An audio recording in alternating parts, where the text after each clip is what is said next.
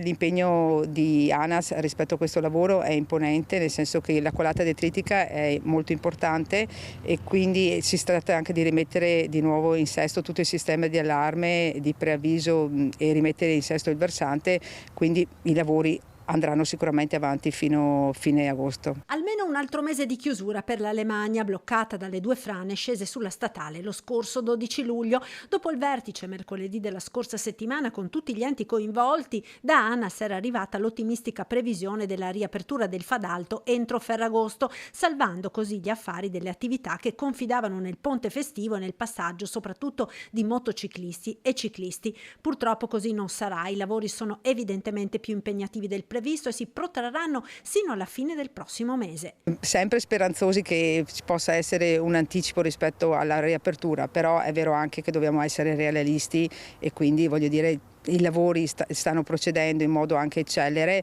però la questione materiale dobbiamo considerarla. Allarga le braccia la sindaca Balleana ringraziando ANAS per i lavori con la consapevolezza che finché non verranno realizzati gli interventi risolutivi con le gallerie paramassi la situazione purtroppo potrebbe ripetersi. Sappiamo che l'entità della colata detritica è elevata e quindi noi ringraziamo ANAS per l'intervento che sta portando avanti. Sappiamo benissimo che dall'altra parte i pendolari e i residenti del Fadalto hanno la possibilità di prendere l'autostrada A27 da Vittorio Veneto Nord fino a Fadalto in modo gratuito e quindi questo compensa i disagi che ci sono.